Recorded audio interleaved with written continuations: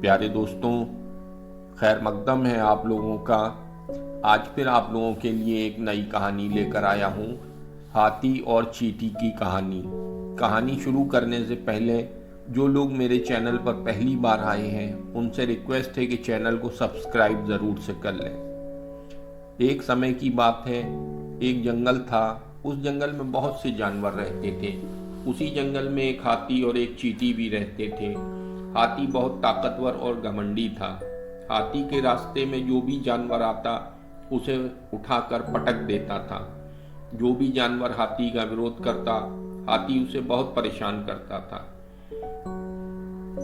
इसलिए जंगल का कोई भी जानवर हाथी का विरोध नहीं करता था।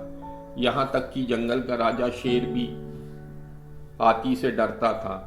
उसी जंगल में एक चींटी भी रहती थी।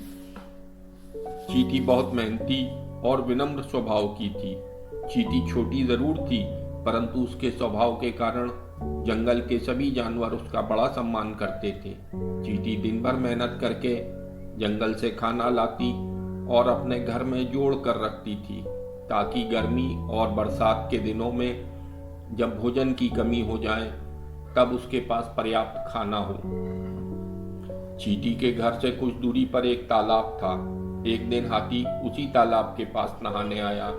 जब वह नहाकर जा रहा था तब उसे रास्ते में चींटी का घर दिखलाई दिया। हाथी को शरारत सूझी।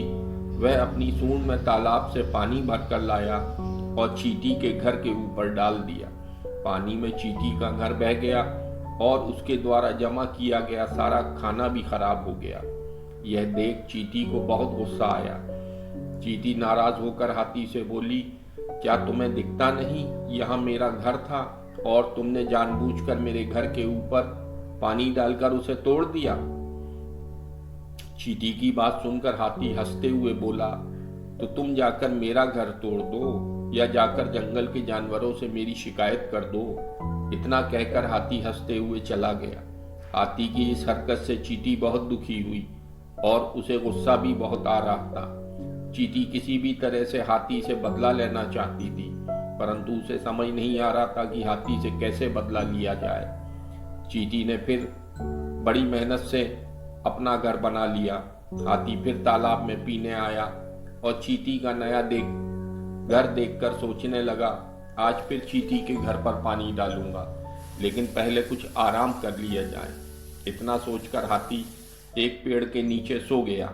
चींटी ने हाथी को सोते हुए देख लिया। चींटी के लिए यह एक सुनहरा अवसर था। चींटी हाथी के पास गई और धीरे से उसकी सूंड में घुस गई और उसकी सूंड के अंदर जाकर उसे काटने लगी। चींटी के काटने से हाथी की नींद खुल गई। चींटी हाथी के सूंड में बार बार काटने लगी। अब हाथी बहुत परेशान हो गया। उसे अपनी सूंड में बहुत तेज दर्द होने लगा, परंतु उसे समझ नहीं आ रहा था कि चींटी को सूंड से कैसे बाहर निकाले। हाथी अपनी सूंड से तेजी से हवा अंदर बाहर करने लगा, परंतु चींटी ने हाथी की सूंड में जोर से डंक गड़ा दिया और सूंड के अंदर चिपकी रही। हाथी अपनी सूंड से चींटी को निकालने का जितना प्रयास करता, चींटी हाथी को उतनी जोर से काटती। हाथी दर्द से कराहने लगा। हाथी के चिल्लाने की आवाज सुनकर जंगल के सारे जानवर आ गए और सभी मन ही मन बहुत खुश हो रहे थे। हाथी समझ गया कि उसकी सूंड के अंदर चींटी घुस गई है और अपना बदला ले रही है। हाथी को अपनी गलती का एहसास हुआ और चींटी से बोला, बहन चींटी, मुझसे गलती हो गई थी। जो ताकत के नशे में मैंने तुम्हें परेशान किया, मुझे माफ कर दो। अब दोबारा इस प्रकार किसी भी जीव को परेशान नहीं करूंगा।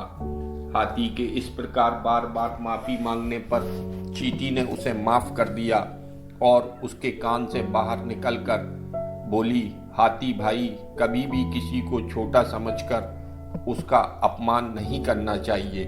सभी में कुछ ना कुछ खूबियां होती हैं। हाथी को अपनी गलती का एहसास हो गया था। उसने चींटी से माफी तो मांगी ही, साथ ही जंगल के सारे जानवरों से भी माफी मांगी। सभी ने हाथी को माफ कर दिया। फिर जंगल के सारे जानवर हंसी खुशी रहने लगे। प्यारे दोस्तों, हमें इस कहानी से सीख मिलती है कि किसी को कमज़ोर या छोटा नहीं समझना चाहिए।